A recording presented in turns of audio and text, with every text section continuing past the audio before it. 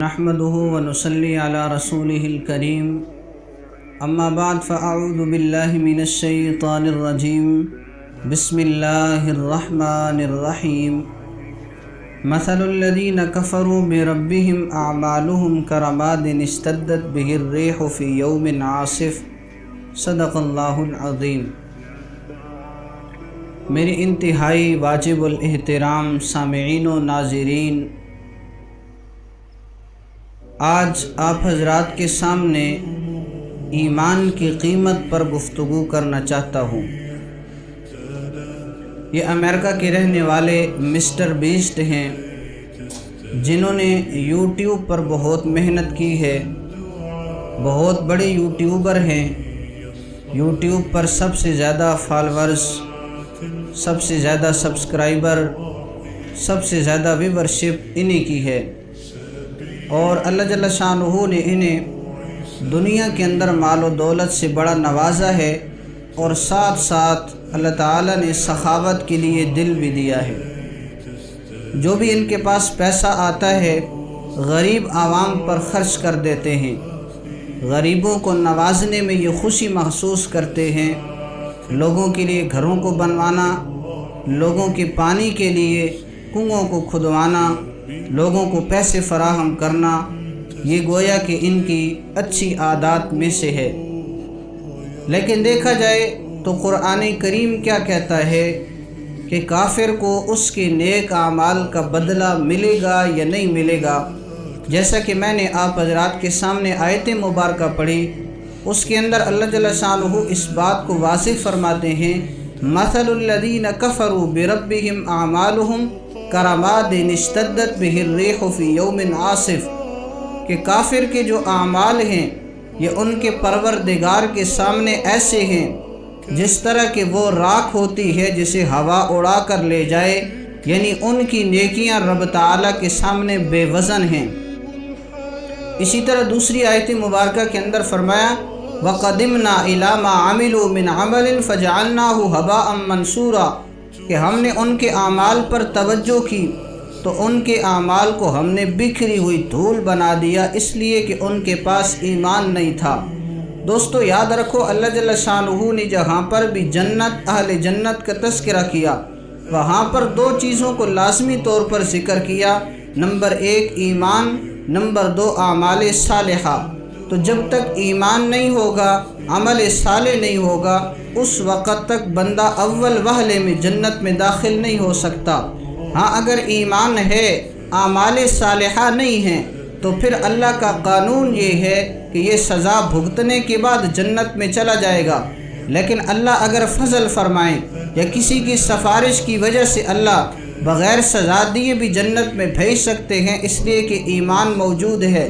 لیکن اگر ایمان نہ ہو، اعمال ہوں اور اعمال بظاہر خوبصورت ہوں، اچھے ہوں، لیکن اللہ جل شانہ آخرت کے اندر ایسے بندے کو کوئی حصہ عطا نہیں کریں گے۔ جس طرح کہ یہ مسٹر بیسٹ ہے،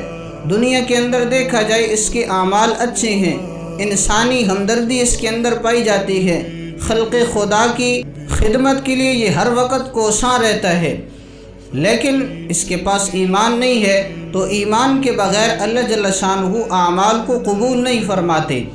اسی طرح اللہ جل شانہ کے پیغمبر حضرت محمد الرسول اللہ صلی اللہ علیہ وسلم نے اپنی ایک حدیث مبارکہ کے اندر ارشاد فرمایا کہ مومن کی نیکی ضائع نہیں ہوتی، اللہ جل شانہ دنیا میں بھی اجر عطا کرتے ہیں، آخرت کے اندر بھی اجر عطا کرتے ہیں، لیکن جو کافر ہوتا ہے اس کو اس کی نیکیوں کا بدلہ دنیا کے اندر کچھ نہ کچھ دے دیا جاتا ہے، آخرت کے اندر کچھ حصہ نہیں رہتا۔ تو بھائی دوستو، ایمان کی اصل قیمت ہے۔ جب تک ایمان ہے تو نیک عمل بھی قبول ہیں، اگر ایمان نہیں ہے تو پھر نیک عمل بھی قبول نہیں ہے۔ اعمال کی قبولیت کی شرائط میں سے پہلی شرط ایمان ہے، ایمان ہوگا تو نیک عمل مقبول، عمل ایمان نہیں ہے تو نیک عمل بھی مردود ہو جائیں گے، اللہ کی بارگاہ میں قبول نہیں ہوں گے۔ اور اسی طرح اعمال کی قبولیت کی دوسری شرط یہ ہے کہ ان پر سنت کی مہر لگی ہوئی ہو۔ جب تک رسول اللہ صلی اللہ علیہ وسلم کی لائی ہوئی تعلیمات کے مطابق، آپ صلی اللہ علیہ وسلم کی شریعت کے مطابق ان پر عمل نہیں کیا جائے گا، تو بھائیو دوستو اللہ جل شانہ اس عمل کو قبول نہیں فرمائیں گے۔ تو سب سے زیادہ قیمتی چیز ایمان ہے۔ کافر جب آخرت کے اندر دیکھے گا کہ مومن جنت کے اندر جا رہے ہیں تو کافر کہے گا وَيَقُولُ الْكَافِرُ يَا لَيْتَنِي كُنْتُ تُرَابًا، کاش کہ میں مٹی ہو جاتا، آج مجھ سے حساب نہ لیے جاتا، آج سامنے جہنم ہے اور ہمیشہ ہمیشہ کے لیے جہنم ہے۔ تو ایمان بڑی ہی قیمتی متاع ہے۔ اللہ جل شانہ نے ایک آیت مبارکہ کے اندر اس بات کو واضح کیا کہ وہ لوگ جو دنیا کے اندر ایمان نہیں لاتے، کفر پر ان کی موت واقع ہو جاتی ہے، آخرت کے اندر اگر اللہ جل شانہ کو زمین سے لے کر آسمان تک خلا بھر کے سونا دے دیں کہ میری جان چھوٹ جائے، میں اپنی جان کے فدیے کے طور پر یہ سونا دینا چاہتا ہوں،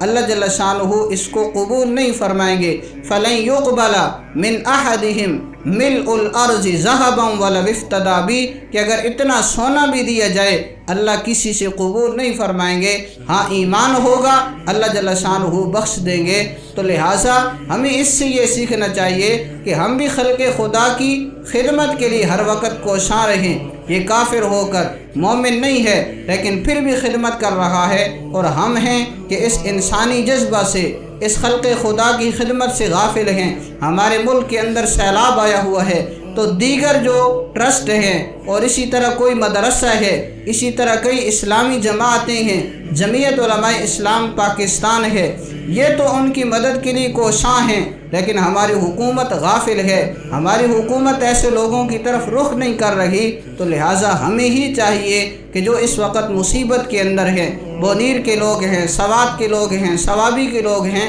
تو ان کی مدد کے لیے ہم پہنچیں، ان کے ساتھ مالی امداد کریں، طبی امداد کریں، ان کے تک خیمے پہنچائیں، طبی امداد پہنچائیں، ان کو پیسے پہنچائیں، کمبل پہنچائیں، خشک خوراک پہنچائیں، تو ان کی مدد کرنی چاہیے تاکہ یہ نیکیاں ہمارے پاس ایمان ہونے کی وجہ سے ہمیں فائدہ پہنچا سکیں اور ہم قبر حشر آخرت کے اندر کامیاب ہو سکیں۔ وآخر دعوانا ان الحمد للہ رب العالمین۔